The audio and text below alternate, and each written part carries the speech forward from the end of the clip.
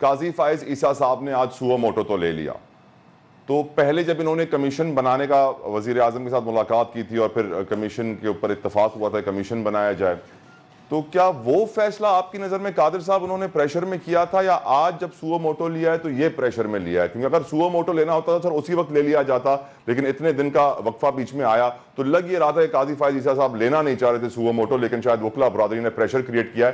तो कौन सा फैसला उनका प्रेशर में था सर, पहले वाला या अभी वाला? कादिर मंदोखेल साहब। मेरे ख्याल में ये दो फैसले तो बिल्कुल प्रेशर में आ गए, और एक तीसरा फैसला भी प्रेशर में आ गया इस्लामाबाद हाई कोर्ट के, जो चीफ जस्टिस साहब की मुतालबत की है, पीटीआई ने इस्तीफे की, आज उन्हें बेल दे दी है, और बेल नहीं दी, उनको जो सेट असाइड कर दिए उसकी सजा जो तोशाखाना की है। तो मैं समझ रहा हूँ अगर अदालतों का ये हाल रहा तो फिर तो अल्लाह ही हाफिज है। आप कह रहे हैं दोनों ही प्रेशर में था। हुमायूं खान मोहम्मद साहब, आपकी नजर में काजी फाइज ईसा साहब ने पहले वाला फैसला क्यों किया था, वो प्रेशर में किया था, या आज जो सुओ मोटो लिया है वो प्रेशर में लिया है? बिस्मिल्लाहिर्रहमानिर्रहीम। या का नाबुदो या का नस्ताइन। देखिए, अगर आप मेरिट पे देखा जाए तो इस तरह है कि नंबर वन, सिंगल जो मेंबर एक कमीशन होता है, और वो भी एक अगर रिटायर्ड जज हो, no matter how good that जज इज, ठीक है, वो हाजिर सर्विस जज को नहीं बुला सकता। एक।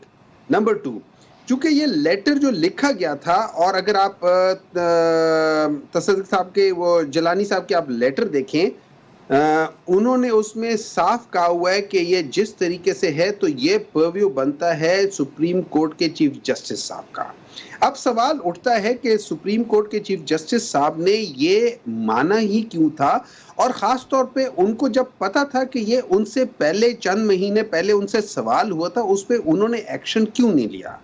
क्या इस वजह से नहीं लिया कि जो बातें हम सुन रहे हैं, अब ये सारी चीज़ें मैं वैसे ही एक परसीव कर रहा हूँ कि जी हम चीफ जस्टिस के लिए हम 3 साल का वो कर लेंगे, म्याद कर लेंगे, तो क्या ये सारी चीज़ें उसकी वजह से है?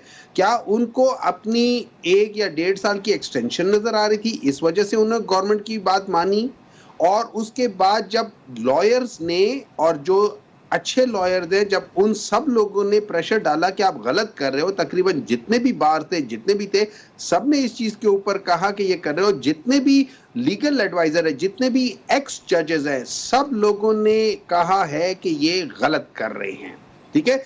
तो क्या उसकी बेसिस पे, और ये वाहिद एक ऐसी चीज बनती थी कि जिसमें जो 6 जजेस हैं आउट ऑफ 8, उन 6 जजों ने जो लेटर लिखा है वो विद इन अपनी बाउंड्रीज में करते हुए उसी इदारे को लिखा है जो उनकी तहकीक कर सकता है, जिससे अच्छा उन्होंने एक सीक्वेंस किया। उन्होंने पहले chief justice of Islamabad high court, दोबारा उनसे रब्ता किया, चीफ जस्टिस ऑफ पाकिस्तान से रब्ता किया, फिर उसके बाद जब कुछ नहीं हुआ तो उन्होंने फिर जुडिशियल काउंसिल से किया। तो ये सारी चीज़ें, मुझे तो ऐसा लगता है कि जैसे इसको हश हश करके वो कर रहे थे कि शायद ये खामोश हो जाएंगे और ये हो जाएगा।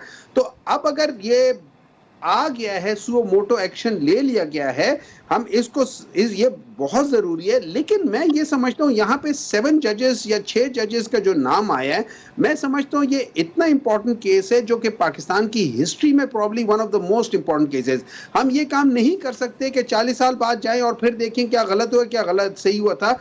मैं ये समझता हूँ कि ये वो केस है जिसको ओपन हियरिंग होनी चाहिए और इसके ऊपर फुल कोर्ट तश्कील करना चाहिए। मैं समझता हूँ ये 6 जजेस के बेंच अच्छी बात है, लेकिन इसका अफजल तरीका ये होगा वो करेगा। अच्छा, एक और चीज मेरे लिहाज से, अब अगर आप मुझसे पूछे, चूंकि chief justice of supreme court साहब को ये पहले भी इल्म था और उन्होंने इन पे कोई एक्शन नहीं लिया था और थोड़ी सी बायसिज्म शो की थी मेरे लिहाज से, और खासतौर पे दूसरा जो उनकी बायसिज्म थी वो ये कह देना कि कमीशन कर ले, हालांकि उनको नहीं करना चाहिए था। मैं समझता हूँ he should recuse himself from sitting in this bench as well. Okay, आपकी नजर में उनको बेंच में होना ही नहीं चाहिए आप, क्योंकि वो कमीशन बनाना चाह रहे थे। मुश्ताक साहब, आपका इसके ऊपर क्या ओपिनियन है सर? प्रेशर पहले था, प्रेशर अब है, क्योंकि जिस तरह हुमायूं साहब ने बोला तो यकीनन उनकी नजरिया यही है कि काजी साहब चाहते नहीं थे सुओ मोटो लेना, प्रेशर में आके उन्होंने ले लिया है। वो यही चाह रहे थे कमीशन बने ताकि हुकूमत खुश हो, ताकि उनको एक्सटेंशन मिले। मुश्ताक साहब, योर ओपिनियन? देखें, कोई मेरे नहीं ख्याल कि जस्टिस फाइज ईसा जैसा एक क्रेडिबल जज जो है ना वो इस तरह की बात करेगा। आप देखें कि जब एक कमीशन की बात हुई और बड़े भले मानस और बड़े शरीफ और नफ्स इंसान हैं जस्टिस तसद्दुक़ हुसैन जिलानी साहब, उनकी एक हिस्ट्री रही है। लेकिन जब उनका ऐलान हुआ तो फिर पीटीआई और सुन्नी इत्तेहाद कौंसिल के जो हमारे हमायदीन हैं, उन्होंने सख्त एतराज़ात किए। वकला की भी एक जो है वो जो धड़ा है, उसका भी उनका एतराज़ था कि ये नहीं होना चाहिए, और सुप्रीम कोर्ट को। तो ज़ाहिर है ये कोई, मैं नहीं समझता कि किसी प्रेशर में लिया गया। एक गवर्नमेंट का इख्तियार होता है कमीशन बनाना, और चीफ जस्टिस जब प्राइम मिनिस्टर के पास चले गए, मशवरा हुआ, तो जस्टिस एक साबिक़ सुप्रीम कोर्ट के चीफ जस्टिस को उस कमीशन का सरबराह बनाया गया। और जब बहुत ज़्यादा एतराज़ात हुए, बहुत ज़्यादा इसके ऊपर डिबेट हुआ, बहुत ज़्यादा प्रोपेगेंडा हुआ, और बड़ी, यानी आपको पता है पीटीआई के दोस्त तो फौरी तौर पर सोशल मीडिया के ऊपर गाली और इस तरह का जो कल्चर है वो उनका ख़ास तौर पर वो ये काम करते हैं। तो फिर एक शरीफ नफ्स शख्स के लिए बड़ा मुश्किल हो जाता है किसी इस तरह के कमीशन की सरबराही करना। तो वो उन्होंने उससे मादरत की। जब उन्होंने मादरत की तो फिर उसके बाद चीफ जस्टिस ऑफ पाकिस्तान को चूँकि ये ख़त लिखा गया था, तो वो उनके पास ये चाराकार ही कोई नहीं था कि वो 100 मोटो लेते और एक बेंच बनाते।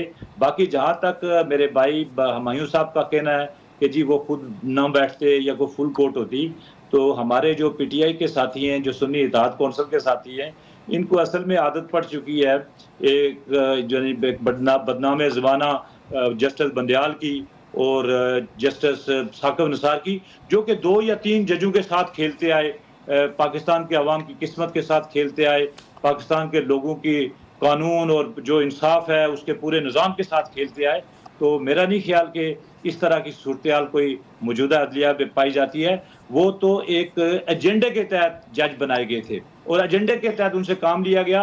वो एक पॉलिटिकल पार्टी का जो है ना माउथ पीस बन चुके थे। इसलिए जब वो वहाँ से साफ हुआ, उसके बाद आप देखें न कि बाकायदा बेंचेस भी जो बनाए जाते हैं वो सीनियर मोस्ट जज के साथ मुशावरत के साथ बनाए जाते हैं, जो कि पहले ऐसा नहीं था। तो इंशाल्लाह इंसाफ देखना चाहिए। अच्छी बात है, जजेस ने एक शिकायत की और एक 7 रुकनी बेंच जो है ना उसको देखेगा तो फैसला करेगा। कादर खान मंदोखेल साहब, बहुत बड़ी एक्यूजेशन है हुमायूं साहब की तरफ से कि honourable chief justice of Pakistan extension चाहते थे, इसीलिए वो हुकूमती सिस्टम के साथ चलते हुए कमीशन बनाने के हक में थे।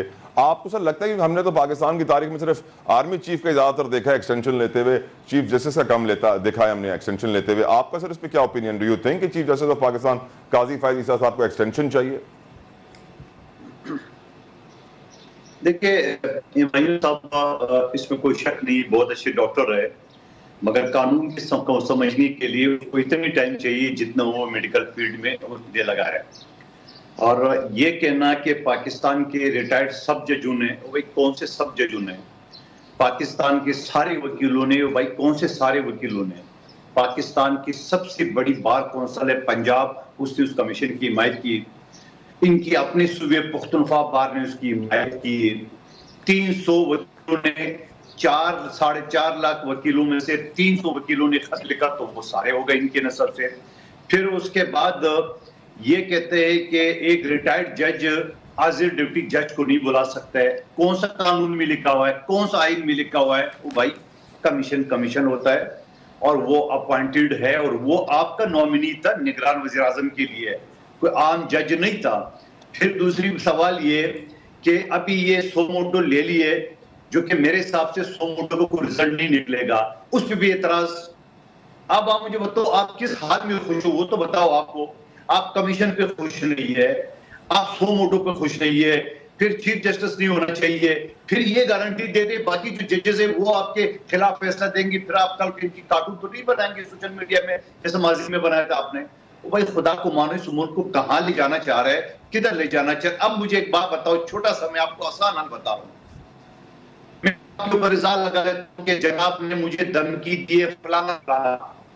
अब ये जो मैंने हवा में बात कर ली है, तो इस हवा में बात करने के लिए तो कहीं जाके मैं बयान दूंगा कि फलां ने इस तारीख को इतने बजे फलां के सामने फलां नंबर से या जिस नंबर से भी या जो आदमी आता, मुझे सारे सबूत देने पड़ेंगे। फिर जिस आदमी के खिलाफ इल्जाम है उसको बुलाना पड़ेगा, फिर वो बोलेंगे उस वक्त मैं था ही नहीं, मैं तो अफ्रीका में था, मैं तो अमेरिका में, मैं तो वगैरह में था, ये मेरा नंबर ही नहीं है। तो ये सारी चीजें होती है एविडेंस, और एविडेंस किसी 100 मोटो में किसी बेंच नहीं कर सकती है। एविडेंस करेगी कमीशन। अगर कानून के किसी भी आप तालिब इल्म से पूछ, आपको एविडेंस करते हैं कमीशन।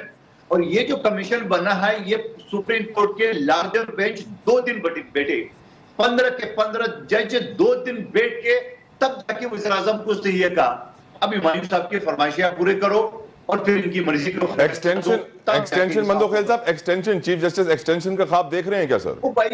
ओ भाई ये उसी तरह 6 जजेस के तरह हवा में बात है। कौन सा एक्सटेंशन? अभी हवा में आदमी के ऊपर आप कीचड़ उछालने का आपने पहले से तैयारी कर ली है, भाई कौन सा एक्सटेंशन? और जिस chief justice Islamabad high court के खिलाफ कल आप लोगों ने प्रेस कॉन्फ्रेंस की है कि इस्तीफा दो, आज उसने आपके हक में फैसला दिया, वो तो बहुत अच्छा लगेगा आपको। आज कहां ले जा रहे हो जुडिशरी को, कहां ले जा रहे हो इस मुल्क को?